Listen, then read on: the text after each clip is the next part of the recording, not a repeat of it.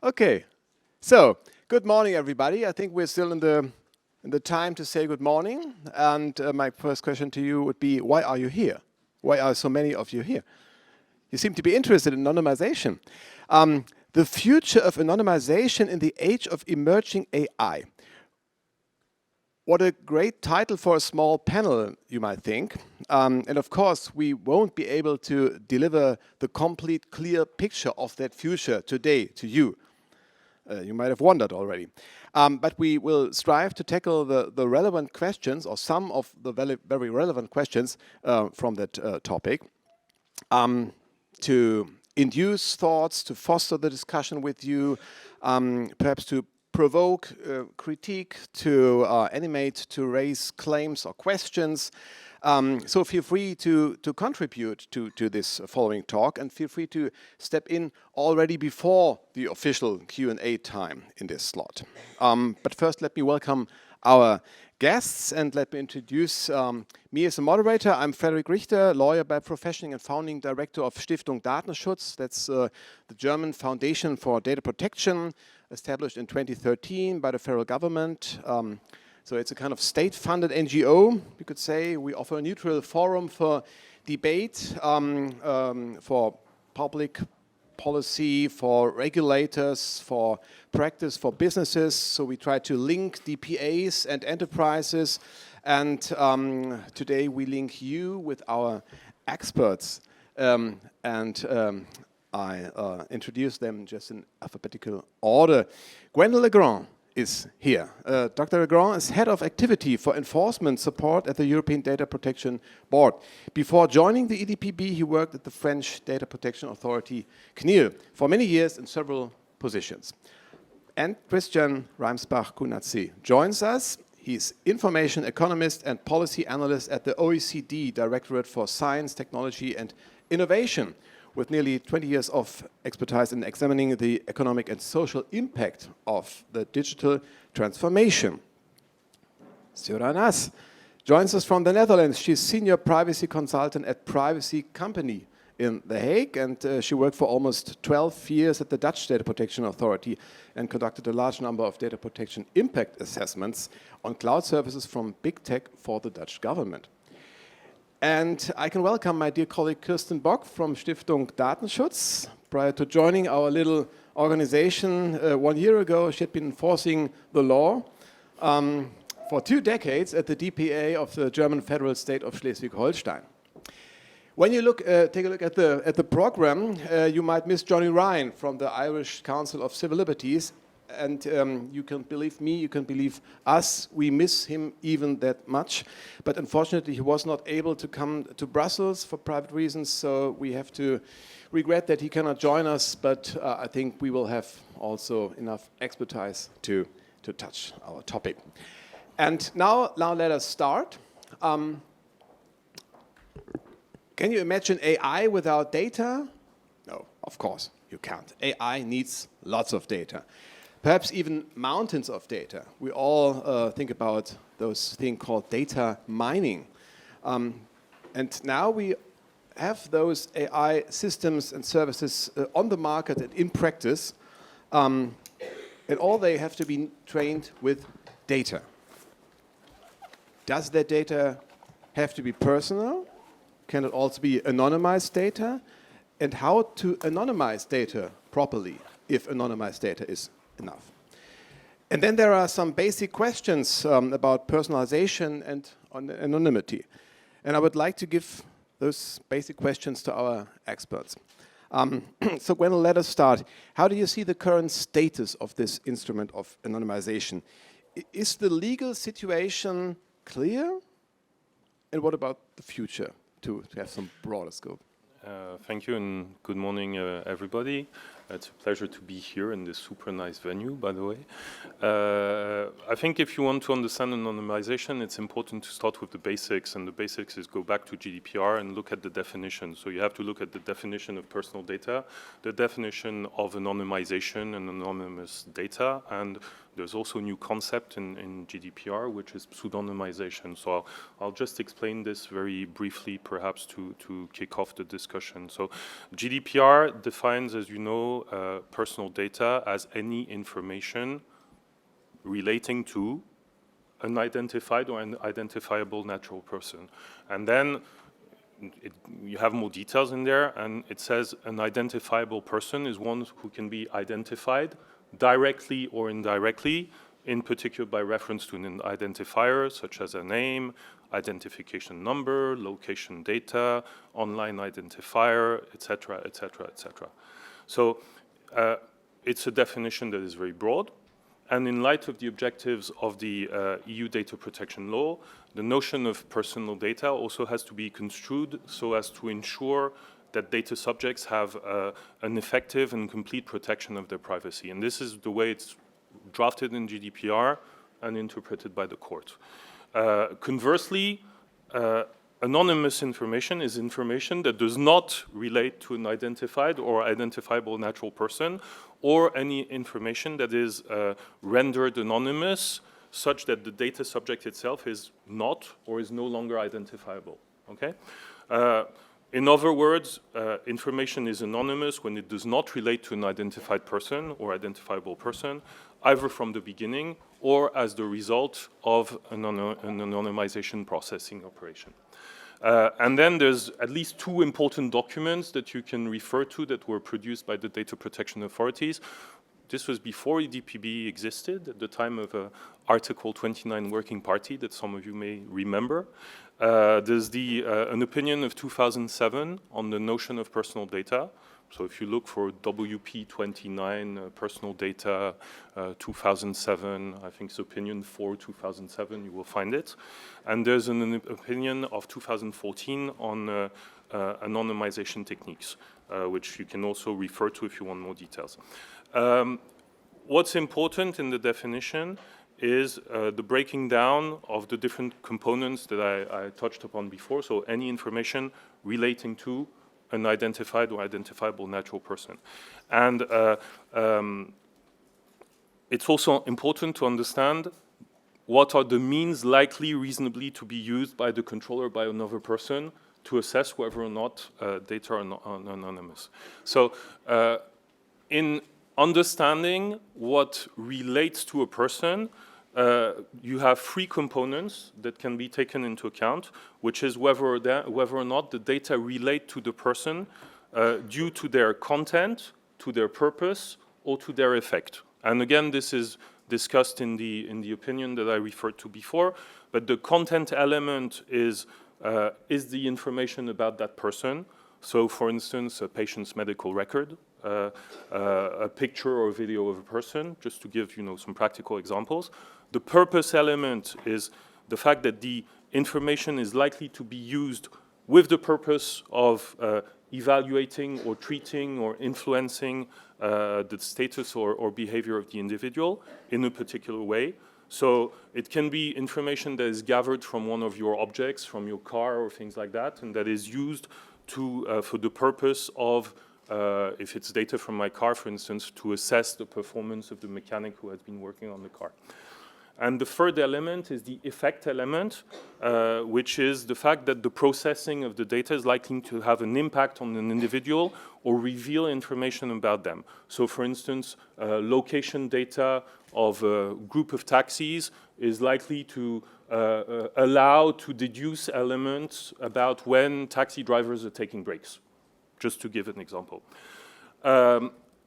So, of course, it needs to be also information that is directly or indirectly identifiable. So we had lots of examples that I mentioned before about identifiers that can relate to a person, and this is important to keep in mind. And then the recital 26 in GDPR discusses the means likely reasonably to be used either by the controller or by another person, such as singling out, to identify the data subject. So to determine these means, objective factors have to be taken into account, and this again is from GDPR, such as the cost and the amount of time required for identification, the available technology at the time of the processing, and the technological developments. So it's a bit broad, it's not super precise, but it means it's a case-by-case analysis also.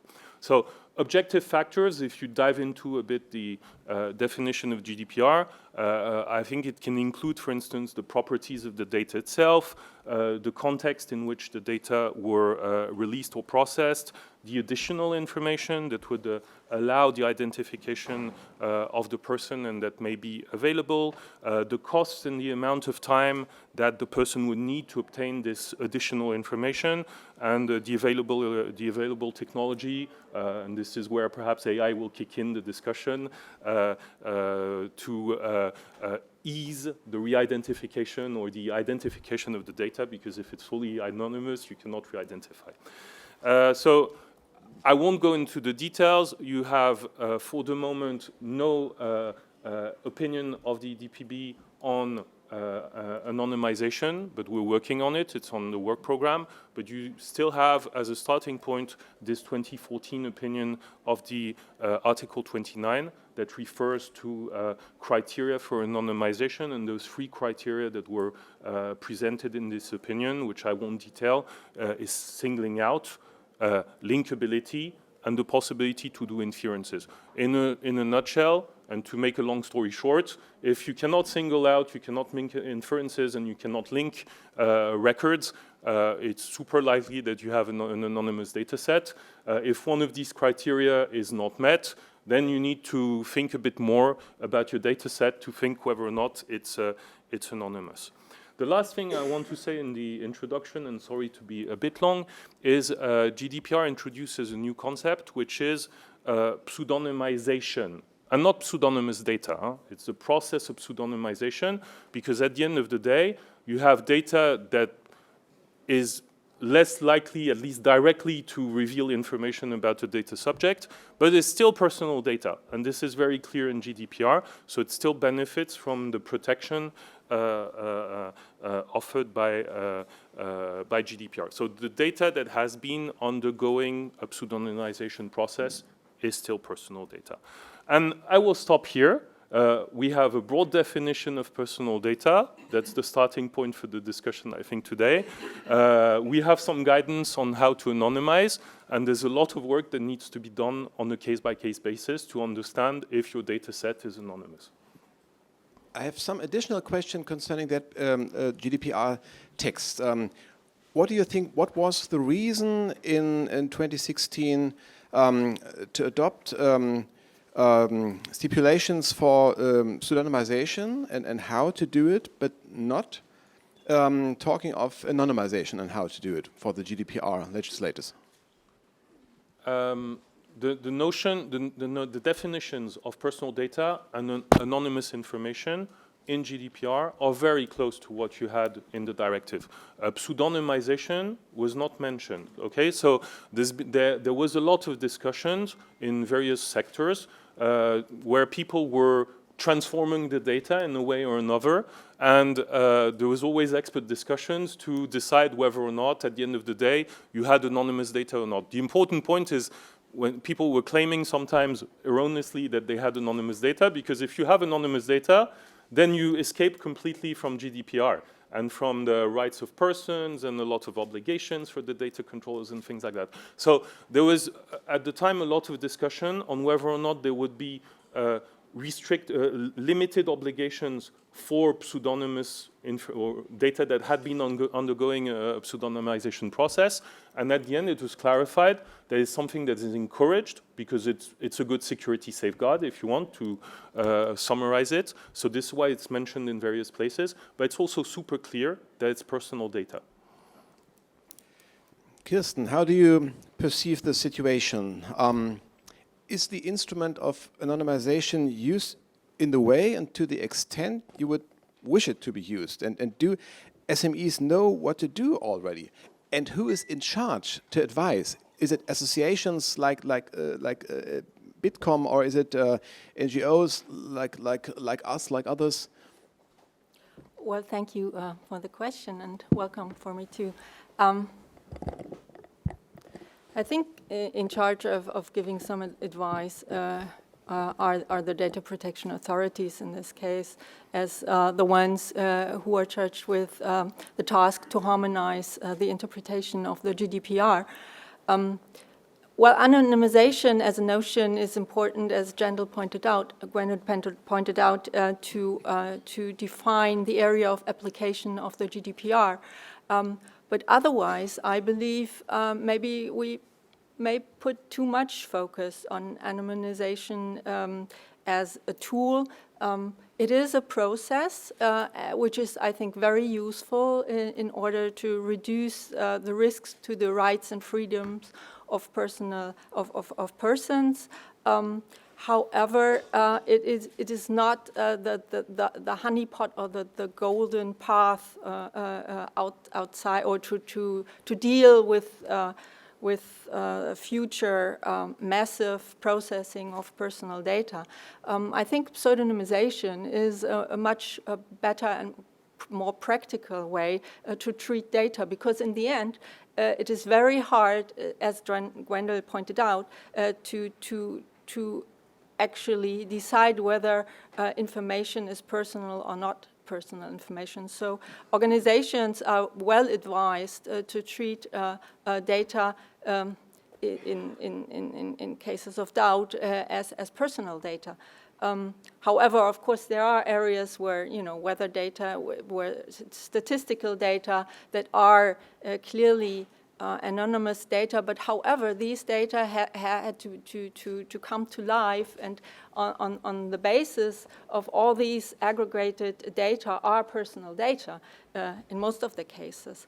So as an organization, it would be well advised to put some thought to apply the three criteria, singling out inferences and linking records to check.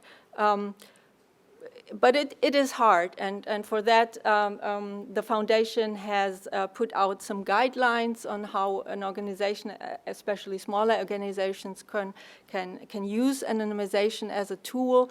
But of course, you should keep in mind that anonymization is a process, and the data you are anonymizing are personal data, and therefore the technical organizational measures need to be in place, and you need to still be careful. When you're interested in the guideline, you can find that sticker with a QR code leading to the guideline in your bag. Ads end. So, Sarah, when Kirsten mentioned anonymization as a possible golden path, you smiled in a way. So how do you assess it? Yes, thank you.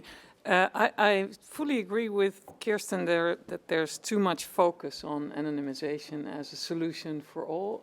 I really appreciated the guidelines, but I wanted to focus on the problem of the training data for large language models, which is the key problem we're all facing today, right? Is it possible to create synthetic data or anonymous data as training data for a large language model? Well, my answer is no, for two reasons. So large language models want to imitate human speech, right? Want to appear as human-like as possible. We humans talk about persons. So a large part of our conversation includes talking about famous people or our neighbors or our family or our friends. So that results in two effects. So the first effect is that our speech contains a lot of personal data. So the training data used for LLMs contain a lot of personal data. But also in the output, we want to make sure that the LLMs recognize we're talking about people, right? So it wants to, if we say Michael, dance, moon, it wants to know it's Michael Jackson, right? Because otherwise it wouldn't appear like a good, well-functioning chatbot or generative AI. The approach to make those training data anonymous is, impossible. It's not a database. You cannot remove personal data from a model because it's only distances between words or groups of syllables. So are those personal data in the training set? Yes or no? That's the first question.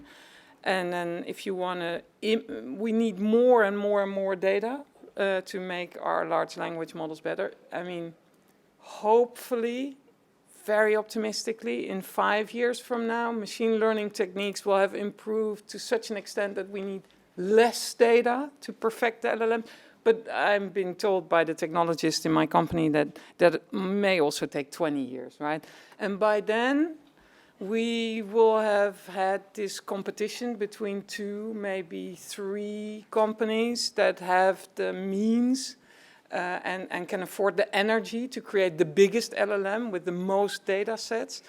So we're sort of too late thinking in synthetic data, because then you also need to know, if I want to create a new LLM, an open source LLM, and I have the budget and the people and the energy somewhere in the world to afford that kind of data center and data computing capacity, what are the characteristics of the data that you need to fill your training model? Synthetic data is basically saying, I want data with the following X characteristics, right? So you need to know in advance all the properties of those synthetic data. And the whole point of the LLM, the current weapons arms race in the big LLMs, is gathering up more data for unknown characteristics to perfect the language model. So, final sentence, anonymization won't be a solution for the training models, and I'm pretty scared that the only solution we can apply is applying filters, which is like Band-Aids. Having people scramble with extra commands on the output. Oh, no, don't make Hitler's black. Oh, no, don't use female nurses, you know, and just keeping every output needs a new Band-Aid on the output. No, don't show it. It's still calculated, but don't show it to the people. So, thank you. So when you advise your clients, your customers on how to implement AI and LLM systems in a GDPR compliant way, you won't recommend them to rely on anonymization technique. No. What is your basic recommendation for them? To use those filters, or? Well, my customers generally are not building large language models. They are customers of, you know, consumer and enterprise versions of large language models that are brought to the market by the current 4 or 5 big techs. And the advice is really hard. We're struggling with that, because is applying a filter to the output sufficient? First of all, do these big tech companies have a legal ground to scrape the entire internet, including personal data, for their as a training model? Maybe, yeah, maybe if you follow the Google reasoning from the European Court of Justice, maybe they have a legitimate interest. I don't know. But then the second step is, do they have a legitimate interest? And can I, as a customer, as a government or a university, have a legal ground to rely on filters, on Band-Aids? I don't know yet. We're struggling with it. Christian, what are your thoughts about anonymization? Is it just a kind of universal way that everybody dreams of to get GDPR compliant, or is this not the way? Yes. First of all, thank you for having me. And also, I will like to start with a disclaimer. I prefer to say it so that what I'm basically about to say doesn't necessarily represent the view of the OECD nor its member countries. It's essentially my own opinion. So, to get that out of the way, okay. Record it. And basically, I would say I have 3 key points that I would like to convey, and I think one has been actually already addressed, which is like this kind of overemphasis indeed on anonymization. And I would even, I mean, for me, even as a, let's say as an expert in data sharing and more looking at the economic side of things, I have the feeling that we can even talk about the kind of a fixation, which I do understand, because it's kind of a, I wouldn't call it necessarily a dream, but let's say there is this hope that if you could have perfectly anonymized data sets, you would essentially obviously escape the responsibilities and duties of the GDPR and or whatever data protection regime you are under. What is, however, also very important to acknowledge, and this is the first key message that I wanted to pass on, is that there are also other ways to kind of let's say, achieve some of the objectives that people want to achieve. One of my key area of work at the OECD at the moment is currently on privacy-enhancing technologies, which basically include a wide range of different tools and techniques and technologies. Synthetic data was mentioned, but there are actually also very, let's say, much more than that. And I won't go to cover all of them. I think some of you may be aware of some of the techniques like federated learning, which is one that is often referred to in the context of machine learning. But there are many, many other tools. And I think it's important to keep that in mind as well, is that it's not all about anonymization. There are alternative techniques out there as well. What is interesting to mention in this context, however, is that all those different techniques that exist are vulnerable to attacks, like anonymization as well. And I think that's also a key point to keep in mind. There is basically no perfect silver bullet solution that you could essentially use and say, my data is 100% safe and on non-personal, whatever your objective is. And so you always will be confronted with some of the risks when you try to deploy those techniques and tools. The second point that I wanted to mention, which will be helpful, I think, in the discussion, is that it all also depends on the specific use case that you are applying the techniques under. We had a workshop in London last week on pets and AI. I mean, I see some of the people in the room participated in the event. And what was interesting is that we decided to focus on specific use cases. And the reason is because it's easy to talk about anonymization and all of this in the abstract, but it's really, I think, much more insightful when you think about a concrete use case you are basically basing your discussion on. And just to give you a sense, I think it makes a big difference if we're talking about anonymized data being produced and put out there in the public compared to anonymized data that has been produced and is essentially used in-house, just to kind of give like two different use cases that are obviously faced with different kind of risk. And what I find interesting is that, and I think this is to the point that Gwendal made about he referred to the reasonable means, and I think that's also something important that we have to consider. Obviously, if you put, for instance, anonymized data out there, we know that anonymization is essentially not forever. So something that is anonymized, let's say today, maybe in, let's say, 100 years from now, maybe completely re-identifiable. And I think that's also something that also we need to keep in mind, which is why we need to keep the context into consideration. And the last point I would like to make, because LLMs have been mentioned, and obviously it's true that nowadays, as we talk about AI, it's all about the large language model. We all have our favorite kinds of AI tool in mind. But I would nevertheless like to remind people that AI is not only about large language models. And I would even go further and remind people that there are also, let's say, what people use or call rule-based AI system, which I essentially don't rely as much on the huge collection of data. And that's important because otherwise there is this kind of let's say, confusion that if I want to have an AI system, I have to collect data, and I have to collect large amounts of personal data. But sometimes what we want to create are rules or relationships that can be, let's say, inferred through other means, and then implemented into an AI system on a rule-based basis. So obviously, the tendency is to go towards bigger and larger, and the bigger the better, kind of. But I would say it's important to caution on that and to keep the alternative models in mind as well. That sounds to me like you think there won't be a chance to give a general guidance concerning all those different use cases, the state of the art that changes over the years. Did I get this right? Let's say, I wouldn't say there is no chance to give guidance. I mean, we have seen guidance being issued by different data protection authorities. The one that I have obviously now in mind is from the ICO on privacy-enhancing technologies. And what is interesting there is that they do actually cover different kind of use cases and also give kind of recommendations how to apply the different tools under different consideration. I think what we can say, however, is that there can't be, let's say, a general let's say, waiver, like in the sense of if you use anonymization or if you use that specific type of pets, then everything is going to be fine and you are free and you don't have to worry about the data protection authorities in your country. I think that's definitely not something we can, at least I don't see how we could get to that kind of recommendation. Well, the EDPB tries, as far as I know, and Gwendal, you can imagine everybody, including us, waits for the successor of the 2014 paper. 2014, that was the stone age of data protection. The GDPR was in draft. The CPDP already existed, but many of us, We were both perhaps, no. I feel like I'm a dinosaur or something, you know. Well, Stone Age a little bit later, but still, I'm not that old.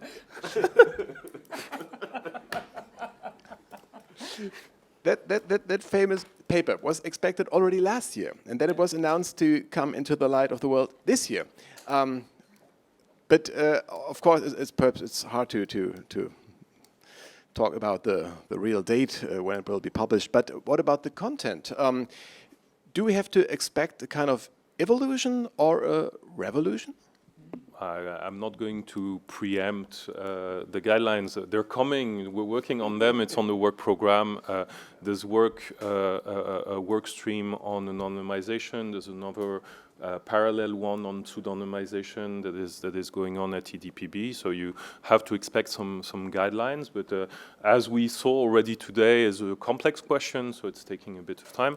And we also have on our work program some guidelines on the interaction between the AI Act and GDPR that will also be on the table at some point in time. I'd just like to go back to some of the points that were made before. So without going in the legal discussion on whether or not and under which conditions you can scrape data on the internet, I think no matter what you do, there's still some measures that can be applied. And again, this is I don't want to preempt what we'll have on the DPB papers, but first thing is, as was said, it's a lot of a case-by-case analysis, and you need to apply some safeguards when you collect data for training models. So there's a generic request coming from GDPR, which is to do privacy by design for the use of data sets. In practice, it means that you need to ask yourself some questions if you use this type of model. So what data do I collect? Is it adequate, relevant, and non-excessive with respect to my objective? Have I implemented data minimization properly? Have I removed all the data that is not useful once I gathered it to train my model? It's, of course, better to take data that is publicly accessible or make sure that you have a lawful basis to use the data. However, keep in mind, and this is super important, it has been said many times by the data protection authorities, and not only data protection authorities, it's not because data is publicly available that you can reuse it the way you see fit. So you still need to comply with GDPR if it's personal data, even if it's publicly available. So it means you have to think a bit about your criteria for scraping the data, and don't think simply that you can take whatever you want and reuse it the way you want without any rules.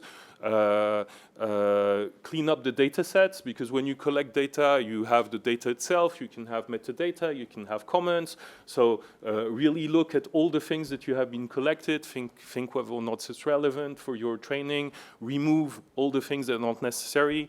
And voila. And this is already, I would say, a number of technical good practice measures that should be applied systematically, regardless of what data you have and whether or not it's anonymous at the end of the day when you push it in a training model. And again, this is regardless of the legal discussion, which is also another matter. GDPR pushes you, and it's also what we said when we incentivizes you, and it's also what we said when we were talking about anonymization, to apply safeguards, as many safeguards as necessary to minimize the risks when you're processing personal data.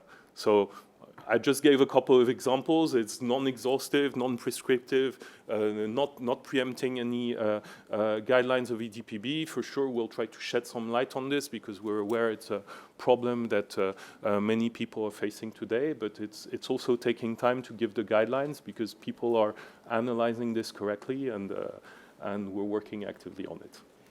And does the GDPR incentivizes enough to use those instruments, pseudonymization, anonymization? Or is it more the new data acts, the data laws from European level that pushes it? No, I think GDPR is, I'll just speak for GDPR. GDPR is incentivizing it a lot in the sense that when talking about pseudonymization, it's something that is specifically mentioned not only as a general concept, but in examples of practical measures that can be used to secure the data, to implement data protection by design and by default. So, I mean, it's something that has been included here and there in the text to give you examples of good practices or leading practices that can help protect the data a little bit more than just processing the raw personal data that you have been receiving. So again, if I go back to the list of examples I was giving before, it's a bit the same idea. You collect data, you can either process the raw data or think about, and this is better, what safeguards you can apply for the purpose, the legitimate purpose and lawful purpose that you have, provided that you have a lawful basis and so on and so forth. And in that case, make sure that you transform the data to keep only what is necessary for that purpose. Kirsten, we learned how pseudonymization came into the law as a new thing with the GDPR. We in Germany, we knew it before, but is it to be deemed as a kind of success already? Is it a kind of expert success, or is it just something new that is underused in a way on the European level? Well, pseudonymization is a technical a measure that you can apply and that has put some spotlight in the GDPR. However, pseudonymization can be done in different ways. You can have good pseudonymization, you can have bad or poor pseudonymization, and the same applies to anonymization. Its processes, the aim is to work with data that are more protective to the rights and freedoms of people.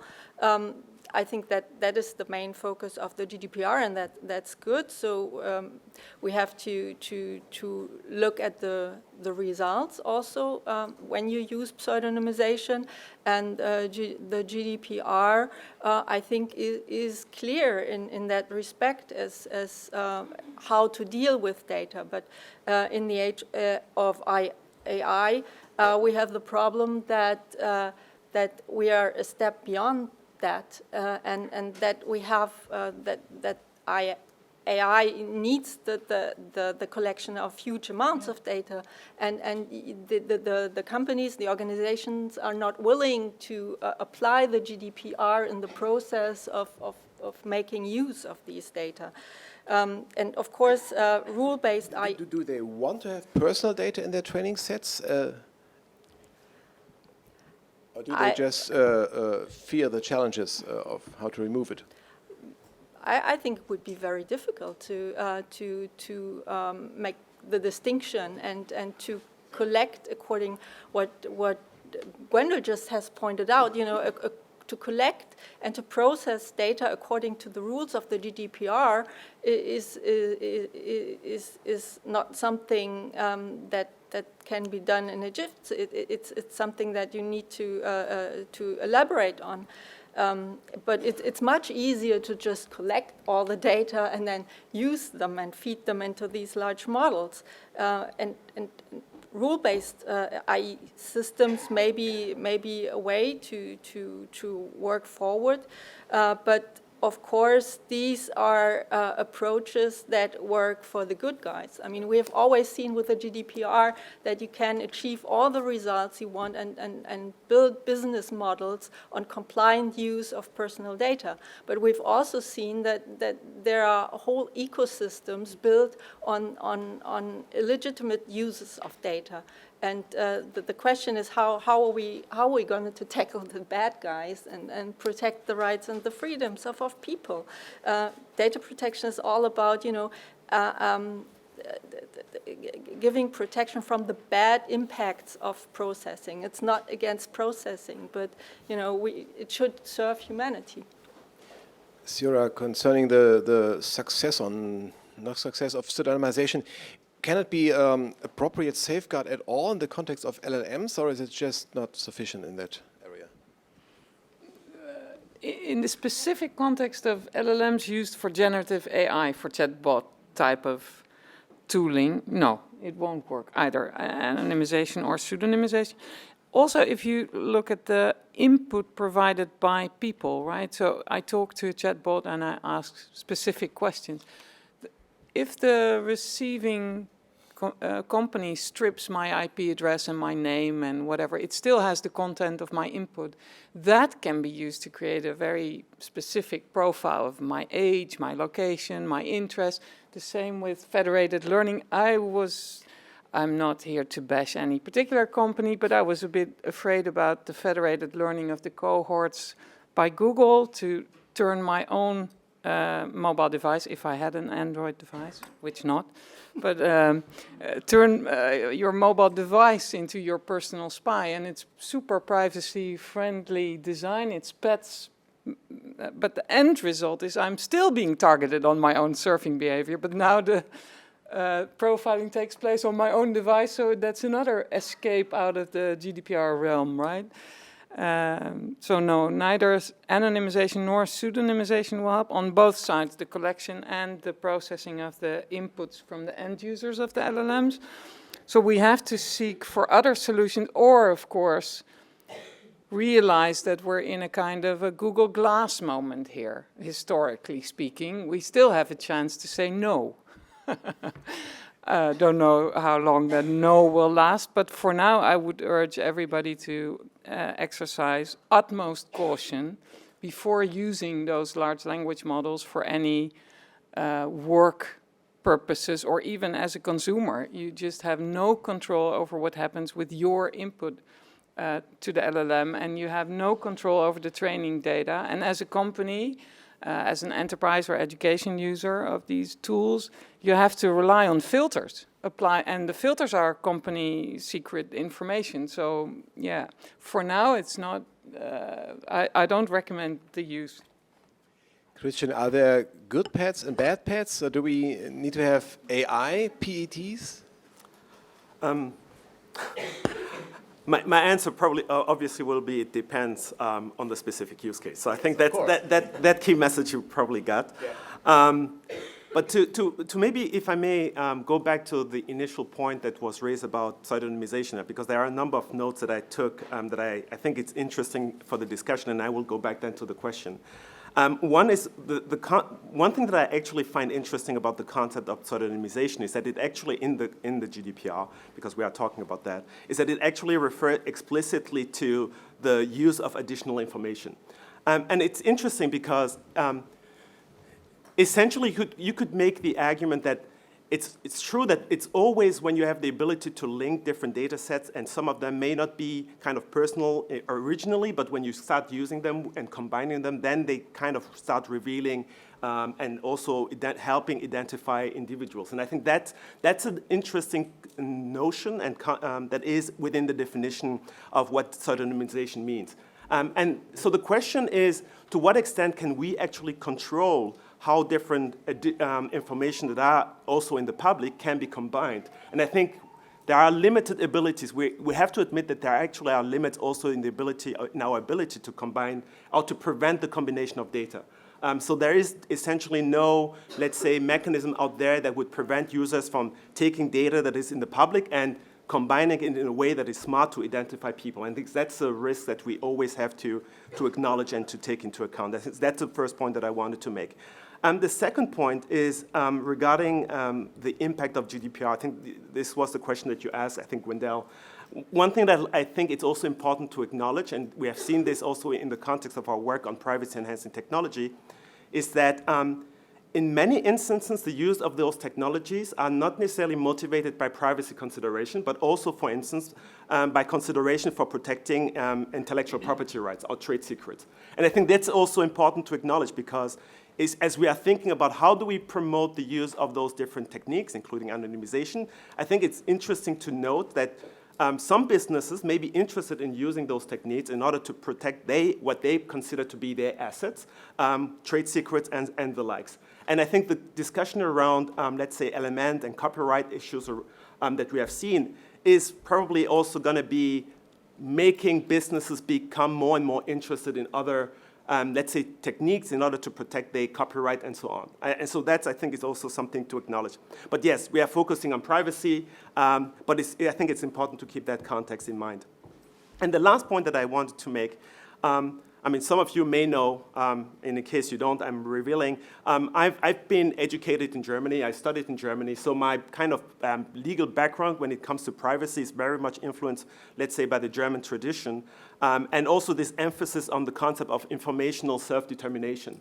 And the reason why I'm bringing it here is because when we talk about those kind of techniques and anonymization, obviously it's not about the control of the individuals. We're always talking about using those tools to enable companies or data controllers to do whatever they want to do in a compliant way with the data. But it's obviously not about what are the interests or the choices of the consumers or the individuals. And I think that's something that I personally find missing in the conversation when we are talking about pets or anonymization. It's kind of, the individuals is kind of left aside because it's, even though it's his or her personal data, it's about how do we use that. And now, I'm not advocating that we should be thinking about, actually, I would encourage us to think about what are techniques to give also individuals more control over their data as we are thinking about all those different techniques. Kirsten, do you think we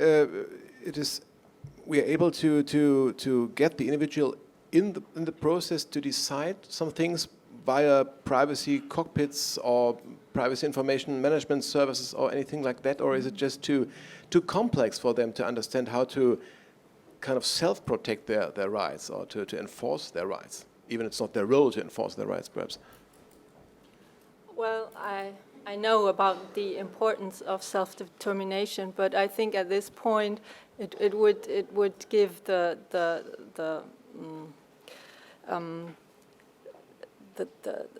it's not the individual who is processing data, it's the organization, and therefore the organization should take care to do that properly. If you include the individual to make decisions about how to use their data, they're the weakest part in this whole environment. I mean, they don't know how data is being processed, they don't know much about the purposes, not about the purposes behind the purposes, and so on. So it would just,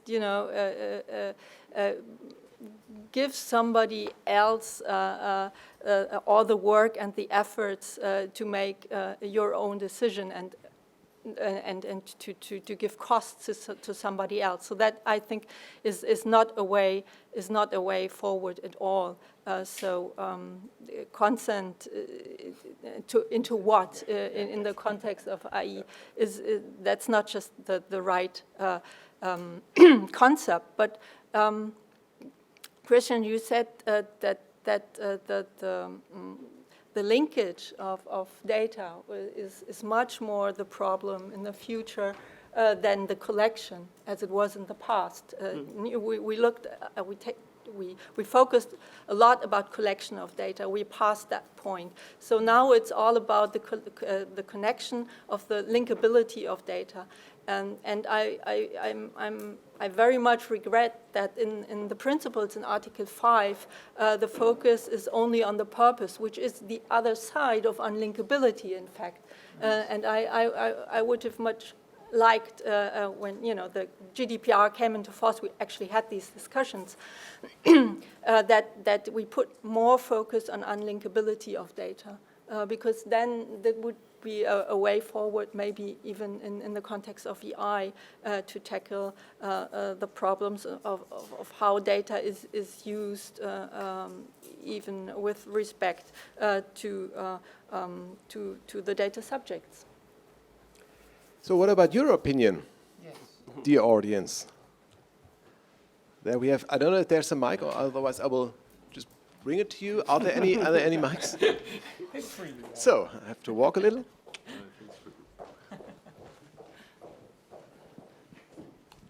Hi, thank you for the interesting discussion. I'm Frederik Borgesius from the Netherlands. A bit of a legal nerdy question. So, if what large language models are doing is illegal, we don't have to discuss anonymization, right? And one of the things that the GDPR requires is a legal basis for swallowing the whole web. I see a vague analogy with a Google search engine, which the Court of Justice of the EU has said a decade ago now. Sure, you can rely on the legitimate interest provision for swallowing the whole web, and we'll ignore the sensitive data problem for now, and that worked. I was wondering if any of you had any thoughts of whether large language model providers can rely on the legitimate interest provision, just like search engine, to swallow the web, basically. Thank you. So who wants to answer, if anybody wants? You can answer as well.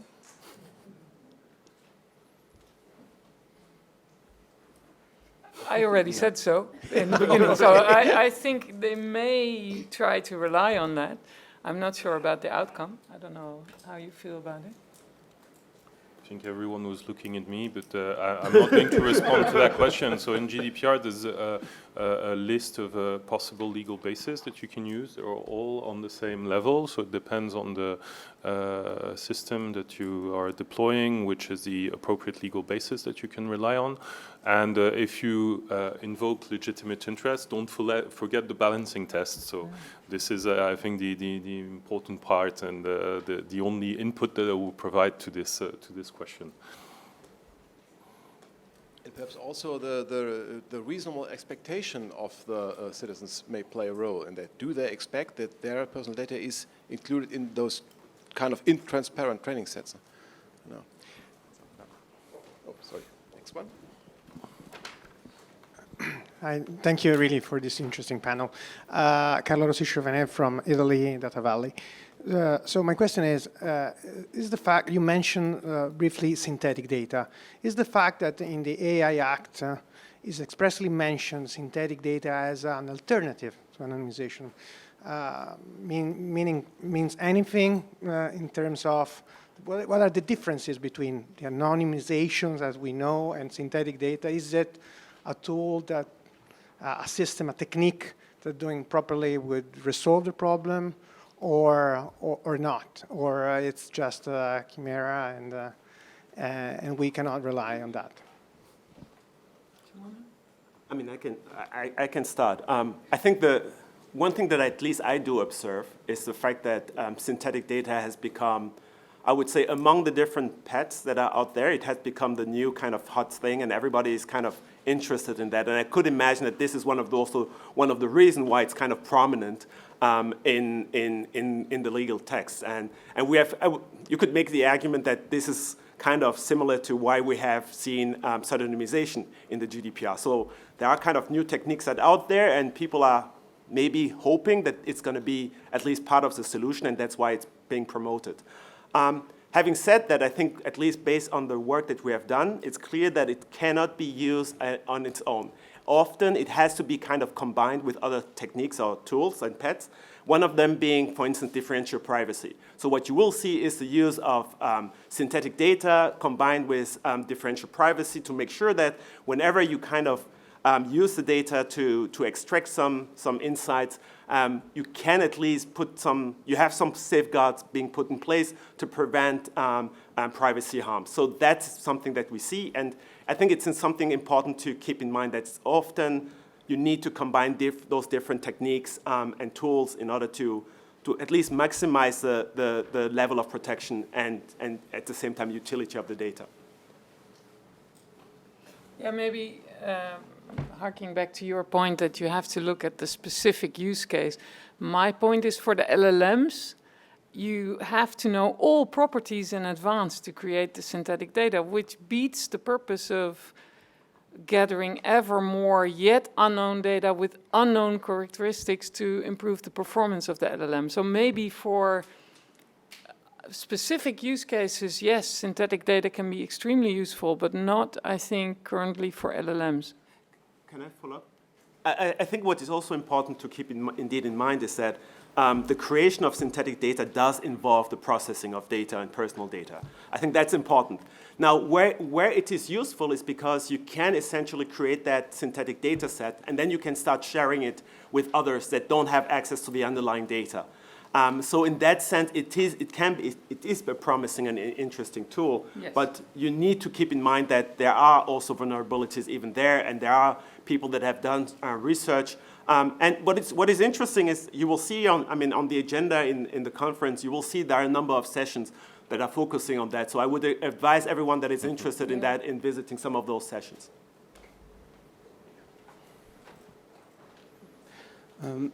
So anonymization seems to be very challenging to achieve. So my question is, so very high level, very theoretical, but what about encryption?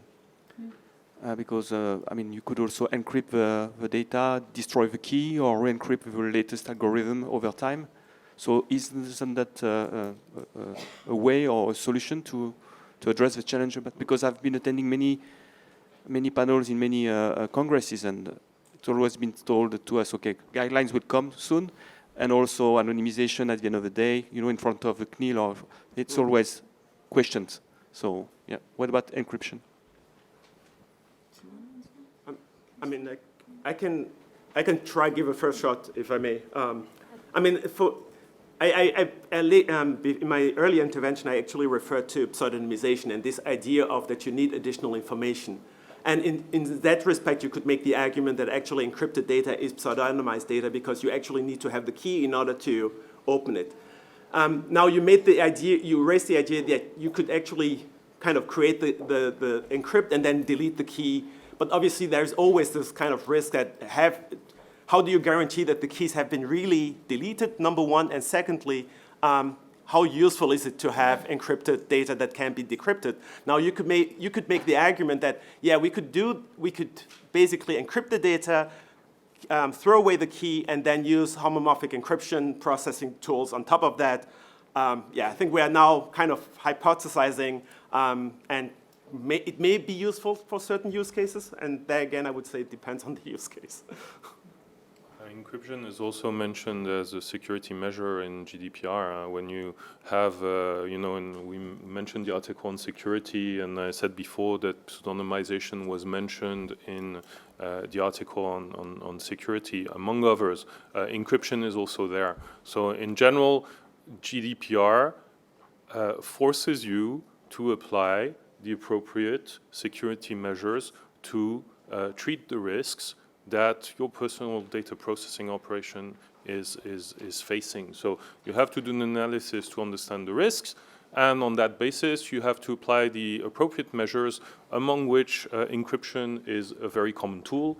Pseudonymization is also very common, especially in certain sectors, like in the health sector, for instance. There's a lot of pseudonymization going on, and these measures are also mentioned in other articles, like when it comes to data protection by design and by default.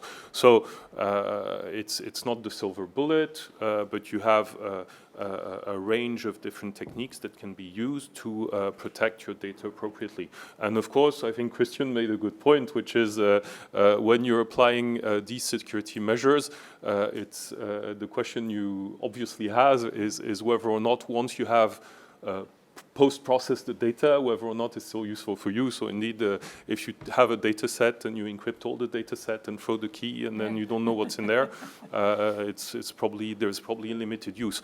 The last point I want to say is that, of course, when you do anonymization, you have to accept that you lose a bit of information in your data set. It's part of the exercise. And I think one question for every controller is what is good for me and still acceptable, so I have a data set that is usable, and at the same time I've minimized the risk either by having data that is fully anonymous or pseudonymized data. It's not the end of the world if you just have pseudonymized data or data that has been ongoing pseudonymization, at the end of the day, you can still use it. You've applied good safeguards. You're probably much safer. There's less risks in case you have a data breach. And this is what GDPR wants you to do at the end of the day. Huh?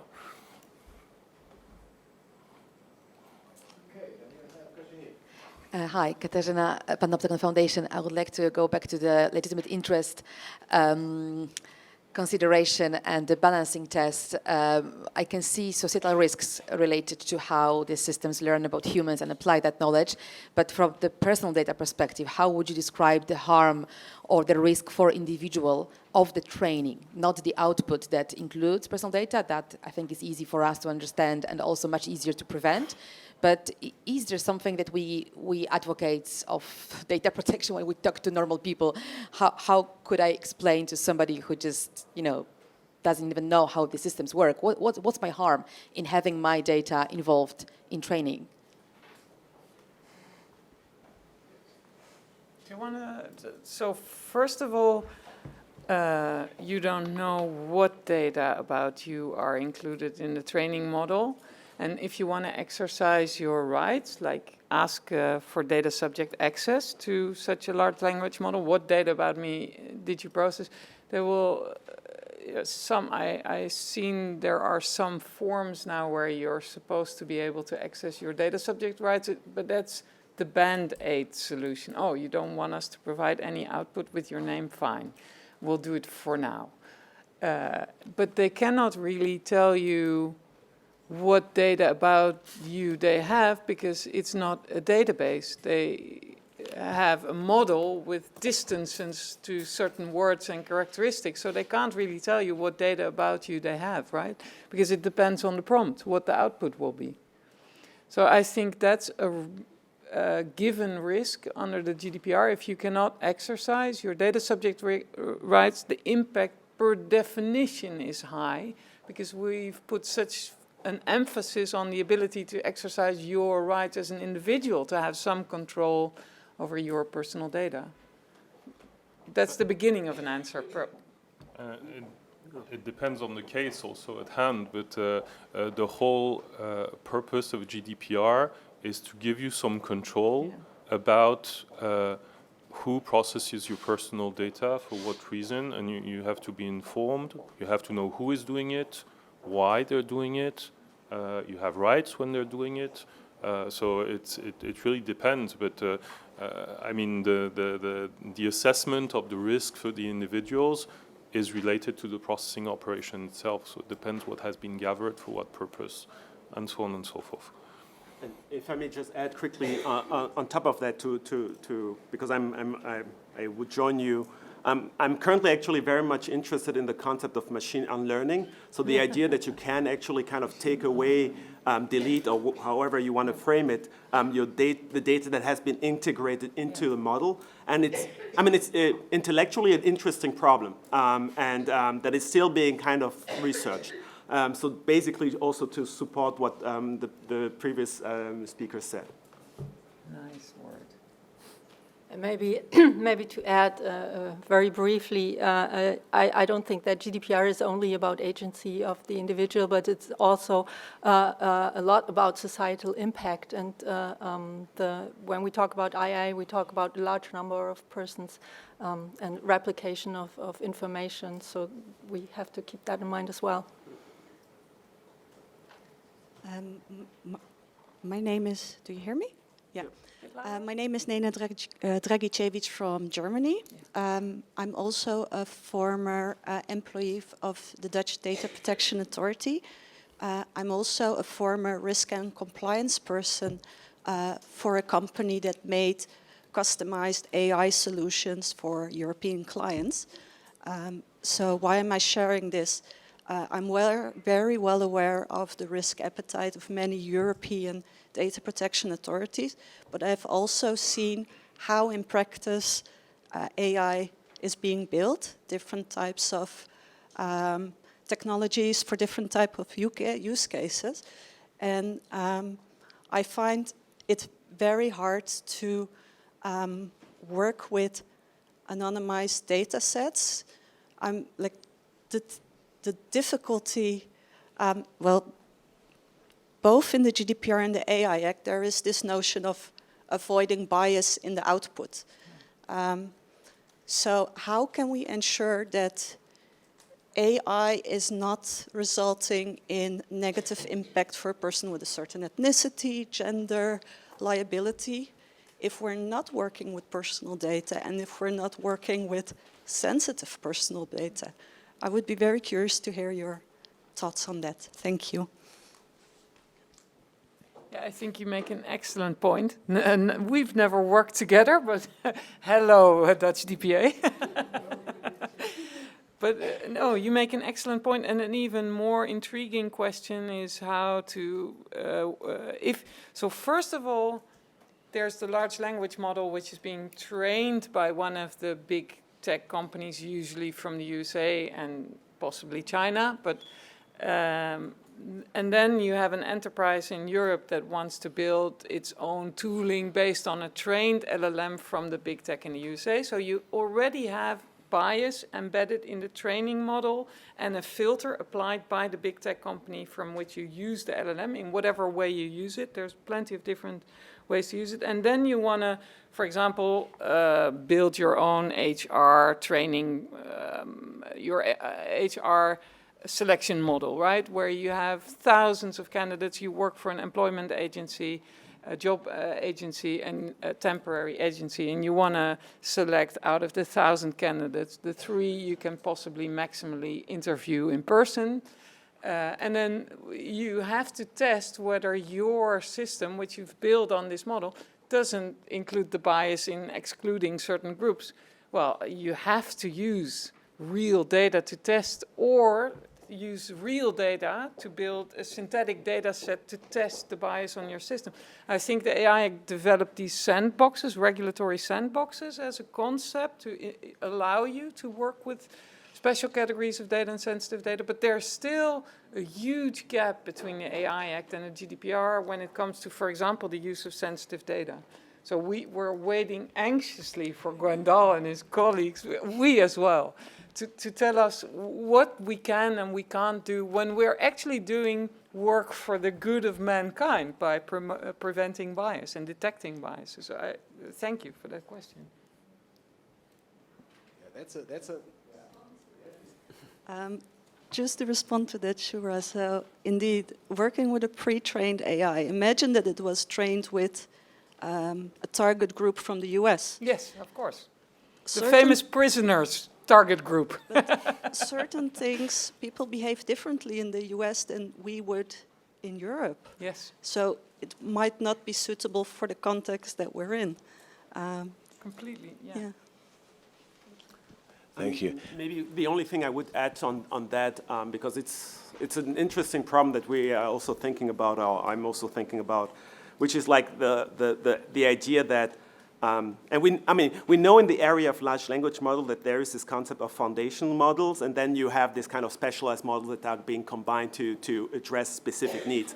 And I could also imagine that one way to solve the problem of biases is essentially to kind of approach this from that same, to have this kind of same approach, to kind of leverage the fact that you can have specialized models that essentially reflect your local biases that you want to have, or that are maybe also where those biases that you don't want to have are removed, and then you find a way to combine this with the foundation models. I think that's maybe also an idea that can be looked further into. So we have another 4 minutes left. 2 more questions, perhaps more, 3, 4. Just you start, please. All right, I'll try to make it quick. Jasper, my background is more in privacy engineering, so I'm going to come from a technical angle. So GDPR is really nice, and it uses reasonable a lot, right, when we're talking about anonymization. And a lot of the legal privacy professionals are also very nice, and they're like, well, it's about technology. You tell us what's reasonable. We also know that K-anonymity, whether we pick K is 2, K is 100, the residual risk is very different. Yes.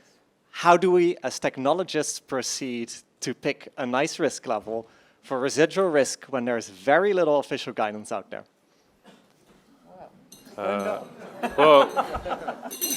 Again, I hope you'll have some answers when there's the anonymization guidelines of EDPB, but for now you can go to the Article 29 guidelines on EDPB, which gives you some guidance on anonymization techniques.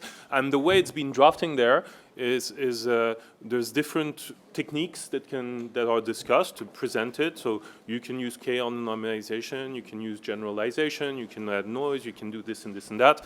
And there's negative examples also that are discussed in the opinion, saying, you know, the common mistakes that people have done when applying these techniques.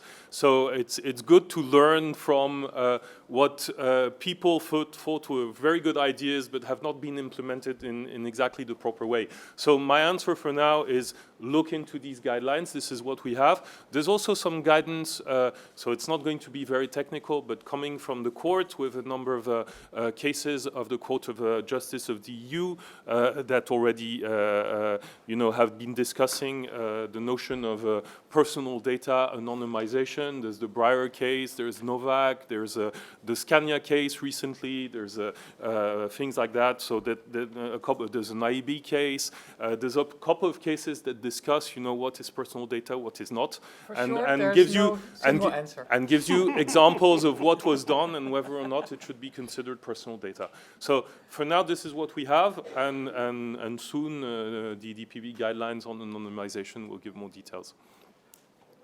Maybe I can join on that. I mean, number one, I think it's good to recognize the fact that it's important to acknowledge that we need to have a concept that is moving as technology advances, which is why we have to rely on those terms like reasonable means, or what is the state of the art, like in the OECD recommendation.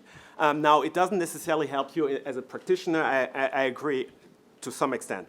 Now, just the second point I wanted to make is that we face similar challenges with other techniques, like differential privacy. There is this epsilon value, and everyone is asking, what is the right epsilon value?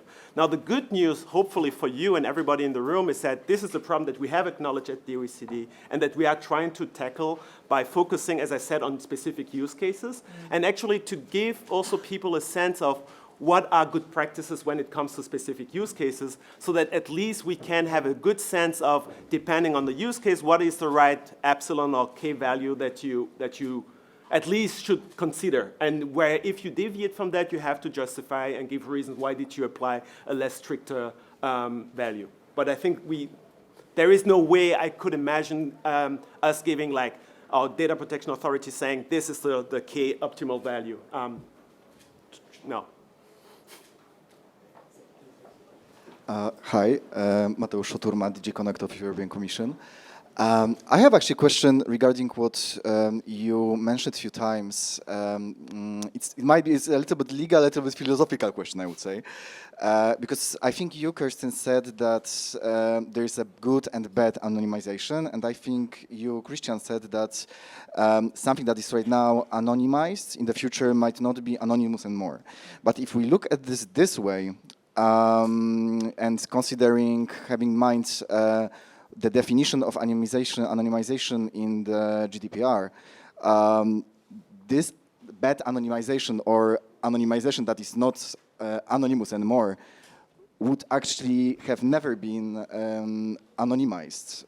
And with this perspective, wouldn't it in the future, for example, lead to some serious violations, because we might think that something is anonymized and we might be right from like the current scientific point of view, but then in a few years from now we'll realize that it hasn't been and the violation really took place there. So what do you think about this? No, I think it kind of connects to the previous point that I was making, which is like, or that we discussed, which is the idea that it's important to keep in mind that we are talking about something that is evolving over time. Now, and the second point I wanted to also highlight, and I think I made that in an early intervention, is that it's important to keep in mind the use case that you have in mind, and obviously it's a big difference if you are putting, let's say, anonymized data out in the public compared to using it in-house, because once it's in the public, you can't really call it back anymore, and then you are facing exactly with this challenge that you raised. So I think there is no solution to that. I think it's important to acknowledge the fact that it is a moving target, and we have to also take that into account as well. I'm sorry I can't give you a much more satisfying answer to that philosophical question. Okay, unfortunately we have been running out of time, and perhaps in a second we'll be thrown out of the room, so I have to thank you for your questions, for your audience.